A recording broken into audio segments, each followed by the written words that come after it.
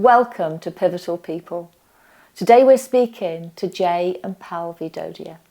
They are the providers of care at Serene Care. Welcome, Palvi and Jay. It's really, really good to see you today. I know we've worked together a little bit, and I know a little bit about you, and I certainly know about your care homes. Yes, you did. You visited most of them? Absolutely. And a little bit of a different one for our Pivotal People interviews today. Okay. Is that everyone out there knows you. Everyone out there knows you as a couple. What I'd like to do today is find out about you as a couple. Tell me how you met. I want to hear his version of how he thinks we met. Yeah, let's start with how Jay thinks we met. I still remember it very, very vividly, actually. So I was working in an investment bank at the time in the city, and I remember distinctly that it was Valentine's Day. I had to lie at work and say I had a date when I didn't, just to get off work early. And I remember I had this thing where I knew which carriage in the tube to go on to get my next connecting train and everything. It was always planned. I was running down the stairs and a train was about to pull out. So rather than going to the end, I jumped on the nearest carriage. Okay. And I still remember the doors closing. I remember turning around and I remember seeing Palvi there, standing all by herself. I was not by myself. I was talking to. But I still remember her being alone. So I remember waiting till the next stop, and then she saw me looking at her in that split second where your eyes kind of meet. So either you look away, or you walk up to someone. And given it was Valentine's, she was alone. I was not alone. I thought, let me go up and say hello. As I come closer to her, I see that she worked at the same bank as I did because she still had a badge on, so it said Goldman Sachs on there. And I was like, oh, okay, this is going to be a lot easier because I'll be just like I've seen you around at work. And then I got closer and closer, and I was still looking at the badge, and I saw her name, and it was Palvi Dodhia.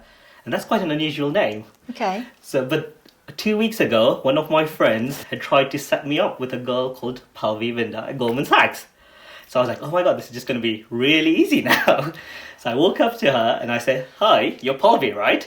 And she turns around to me and says, yeah, you're Jay, right? And that's how we met. Yeah. Wow. Have you ever seen the film Sliding Doors? It's a favourite movie. It's my favourite movie. Me too. It is the best movie. Oh, that moment can change your life. Yeah. Yeah, and it did for you. Okay, Palvi, let's have your version. So about 2 months before this, Yeah. my best friend phoned me and said, I've met your future husband. And I was like, really? And he was like, yep, he's your list. And I was like, oh, tell me my list. What is my list? And he's like, he's also at Goldman Sachs with you. He went to Cambridge University. He's also Gujarati. He's a really nice guy. He's very funny. Blah, blah, blah, blah. I went through a list and he was like, I'm going to set you guys up. Yeah. So what's the first thing you do? You go online and you look him up on the internal database and I'm like, oh, he's a bit all right. And then nothing happened until Valentine's Day when we met on the train. Really? And then we were then friends for about a year and a half. Yeah. Until he eventually worked out that he was in love with me when I eventually told him. Pretty much. That's how life works. In your version, I felt you were in love with her the minute you met eyes with her. Oh, absolutely. I mean, she caught my eye, and since then. Oh, yeah, okay.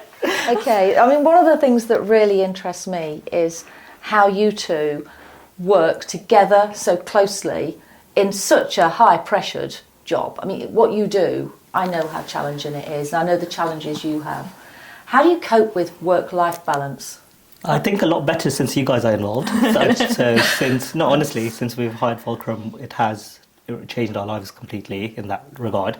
But I also think getting into care in the first instance, it was a joint decision to make, and we did it thinking what are our joint skill sets. So Palvi's always worked in investment banking, in operations. I think also we've always worked in the same company. We started that way. So when we were friends for about a year and a half, got engaged, got married, we were always working for the same company anyway. So we already had a lot of mutual respect, a lot of boundaries that we already put in from day one. So again, that made a massive difference because from the beginning we knew what it was like to be very professional at work, but then it's different when you're at home. And that's where we just had those rules from the day we met. And also we've got very different skill sets. So when we're working together, it's literally, this is Palvi's domain, this is my domain, and then we'll come jointly together to make the decisions. But she's very good at operations and running the homes. I look at the finance and property side, and it helps that we've got that distinction as well. Yeah, it does need that it needs those two skill sets, doesn't But it? I think also when we first started, there was one home and we didn't know what we were just finding our feet. We had a registered manager, and I think we've grown into our roles, but what we've always had is a lot of respect for each other. We trust each other, and we also recognise we can't do this without each other. So it's that aspect of we've found what we're both very good at, and then what we can't, we've then hired external support. So then again, it doesn't feel like we're actually always working together, because there's also, I spend a lot of time talking to yourselves. We have lots of different suppliers we speak to. We have now, because we've got 4 care homes and not just the one anymore, we've got a team under us. So again, it makes a massive difference. I think what was really interesting for us was the pandemic, because we were at home. But what was so funny was we were already working together. We already had our kids, and we were already, a lot of the time, because our son was 4 months when the pandemic hit, I was already working from home with my husband. So it was like just more of the same for us. And I know that was very hard for other And care I think from providers. early days, even when we had one home, we were already working remotely and we were already working together. So we'd already put in processes to remotely monitor it and have all of that in place. So with the pandemic, it just enhanced that further, but we were pretty well set for it to work together. Yeah, no, it's really fascinating. So, if I could just take you back a little bit further. Sure. So I'll go to you first, Jay. So, when you first got into your career, Yes. what brought you into that career? I've always wanted to go into investment banking, Okay. and I remember, when I heard about it and I watched movies when I was a younger child, it was always my dream to get into that. So I was very focused on that track. My sister was also working in an investment bank at the time, so she was guiding me on it. So as soon as I was at university, I did a spring internship at Goldman's. I did a summer internship at Lehman Brothers, which is now gone, and then I went back to Goldman Sachs, and I did a number of years there. And for me, it was always going to be a career in banking before eventually moving back to Kenya, where I saw myself, because I'm from Kenya. Really? Oh yeah, I was born and brought up there, so I just moved here for university. Oh wow. And then I think with regards to that, it was, I met Palvi, we obviously got married, and the view was, most of my family was out there at the time, and there was always a consideration we might need to move back. Unfortunately, there was a terrorist attack 10 years ago in Kenya, and one of my mum's brothers was killed in that. And Palvi and I still remember, we flew down for the funeral, but it was a whole week the attack lasted, and our house was like 5 minutes away from there, and you could hear these helicopter gunships all through the day and night. And I think at that time we made that decision that rather than moving back and raising a family in that environment, we're going to set something up in the UK for ourselves and go down that route. And my mom's a doctor, my dad's a pharmacist. They're very supportive as well. So we decided that rather than going back, we will be doing something here. And we looked into care homes. So you just touched on that. Your parents were in care. Yes. And that's probably I'm assuming that's something that drew you to that sort of career. Yeah, in the end. It was more about the entrepreneurship side of it, because they've always, even though they were doctors and pharmacists and professionals, they've always had their own pharmacy, their own practice. Palvi's dad's always also had his own business, and I think we both come from similar backgrounds in that regard, that we wanted something for ourselves, and we wanted to help people. Well, Palvi definitely wants to really help people, so it had to be something that made a difference. Yeah. And But I think it was when, I think we've been about 10 years in banking, and I was really progressing in my career. And I remember going home to Jay saying, is this it? Is this it for 40 years now? Spreadsheets and making more rich people richer. I don't feel fulfilled. Like, this was the trajectory that my parents had for me. It's what I wanted for myself. So I went to Durham University, did a finance degree. I did some placements at Credit Suisse, and then I got a job at Goldman's. And I was like, right, I'm ticking all the boxes, but I'm not really fulfilled within what I'm doing. you were not really, happy professionally. I wasn't happy. There was a glass ceiling. I was being mansplained every 5 minutes as if I was a moron. It was just a horrible, toxic environment. Sorry about that. It wasn't you. It wasn't you. But no, it was because I went to a number of banks. So I was at Credit Suisse, I was at Barclays, and the thing is, I would be around this environment that I loved it, but then after about 10 years, I was like, God, this is boring, it's repetitive. I'm not actually feeling fulfilled within myself, and that's when Jay was also feeling something similar. Yeah. Because you were working for a private equity firm at that time. Yeah, so I left Goldman and I was working for a private equity real estate fund, which had about $1 billion under management, and part of that we looked at care homes as property investments.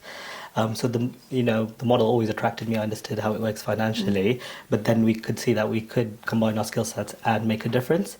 And I think that was our big thing. We're like, we could do any business, right? If we run a business, but if it doesn't have someone who can benefit from it, and we're not actually making a lasting impact. And also at that stage, I think one of us had to give up our careers to focus on the business, and Palvi made that decision. If she hadn't done that, we wouldn't have been able to grow or be where we are today. So I kept working in private equity part-time for a number of years until we gave up. It's funny because you say you were bored and thought, is this it for the rest of my life? And I can really imagine you thinking that because you're very dynamic and very, you want to support your people, you want to support your residents, and you want the very best for your care homes. And I think we see that at Fulcrum. We see what the effort you put in alongside us. Thank you.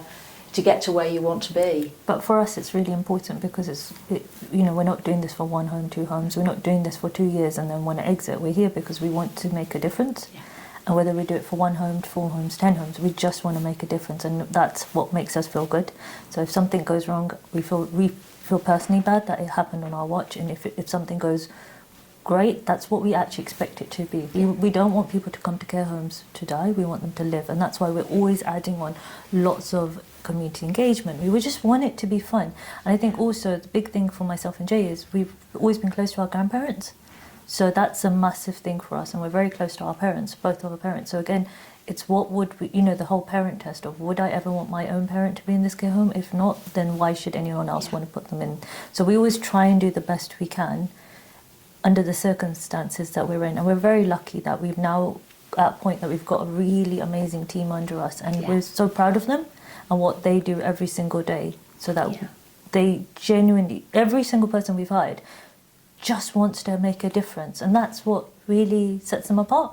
Yeah, that's one of the amazing things about our industry, the people out there that want to work and want to make a massive difference to those people's lives. Yeah, absolutely. We completely believe that, you can't be taught to be caring, but everything else you can be taught. Absolutely. And the people we have hired, I'd say, are down to that very ethos.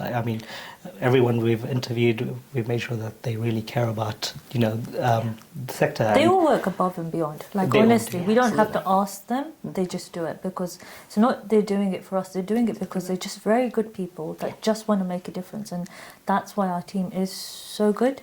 Yeah. And that's why we're so happy to be working with yourselves, because that's literally the Fulcrum values, isn't it? Absolutely. Let's just make a difference. Yeah. Let's work hard. No one's clock watching. We're all just working around the clock because we want to make that impact. Yeah, absolutely. Every care home we've had is a different challenge, because we started off with 1 home, we completed on the home, and the manager went off long-term sick. And the week after we completed, we had no experience in care. Palvi had just found out that she was pregnant with our first child, and we moved to Rugby to run a care home that we knew nothing about. In the last one, the one that you're helping us with at the moment, we've had the manager walk out without notice, but because we learnt everything and we've built out the support network, it's no longer terrifying anymore. Yeah, not terrifying, but a challenge. Everything's a challenge, isn't it, in care? Yes.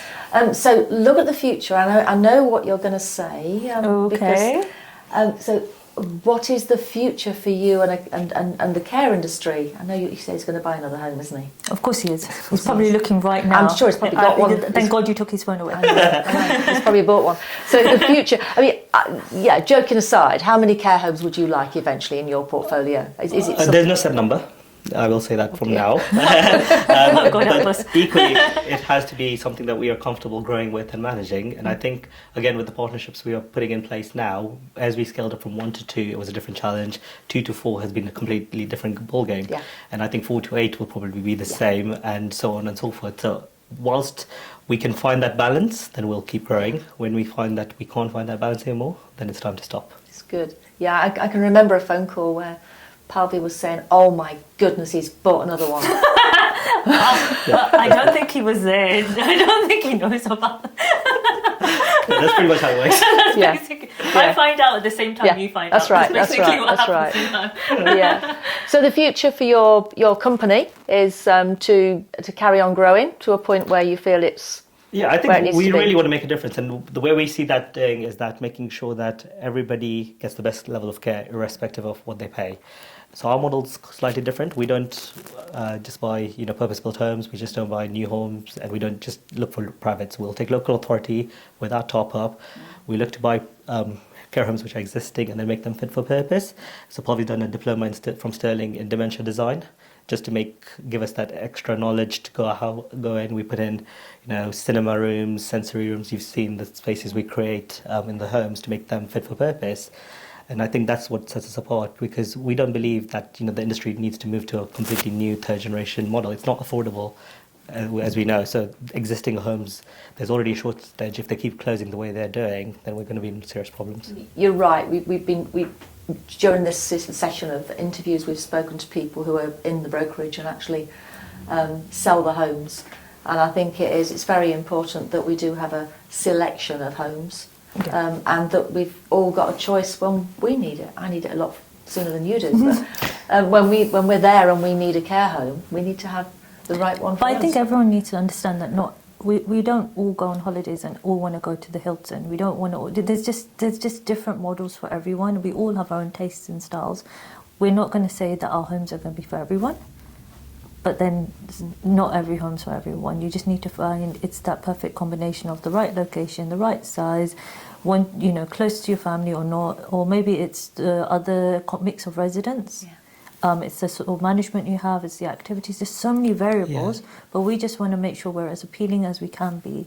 So for us, we just do the big things we always do is try and do lots of community engagement events. We do lots of one of our homes, they're always going out to the pub, they're always going for coffee, karaoke afternoons and stuff like that, and take residents out. We just don't want people sitting in armchairs and looking at the TV all day. That's not what our home is for. If we find out that's happening, we personally intervene, because that's not good enough. But we put in systems in place to make sure that we can monitor what's happening, whether we're there or not, and that's what I hope is going to help us grow in a better way. Because we don't want to lose that touch, because that's why we got into care. It's not to jump from 4 to 8 with the view that the standards aren't maintained, and that's where right now we want to make sure that we're putting in the right steps and stuff. So as we are growing, if anything, they're all getting the benefits from our growth. So our managers now have this manager peer support, so we do weekly meetings. I didn't have capacity for that when there was only 1 or 2 homes. There wasn't enough time for any of them. But now this is just a regular thing, and they bounce things off each other, which means actually I don't even need to be involved, because they've got so much immense knowledge amongst themselves that they can then support each other. And they really do act like a family. They do bounce ideas off. There's no jealousy. It's not like, oh, your home does this. We try and keep everyone as equal as it can possibly be. So the future, I assume you're already training your children into... every holiday they come in and they're volunteering, they're playing with the residents. No, they do activities. Yeah, I will say, I was having, my children grew up with me in care homes, and I think it's very positive to have them have that experience. I think so. We grew up going to our parents' work and stuff, and that's how we got our work ethic, and our kids are very used to our work ethic, because that's all they've ever seen. Is they know that mum works from home a lot, but she has her laptop and her phone and she needs to do it. I still remember we were on half term, we were down on our way to a zoo, and we got a call saying CQC have just turned up. So we turned the car around and we went to the care room for the inspection, and the kids were absolutely fine. Oh, bless them. They understood how They important... understand what CQC is actually at 8 and 4. They know what that means. So then again, they were like, right, you're taking us to the zoo next week. And we were like, we will take you to the zoo next week. Lovely, thank you very much. I'm really, really pleased that Fulcrum are not only supporting your homes, but keeping you to, helping you to have quality time it's together. like therapy. Good. Good.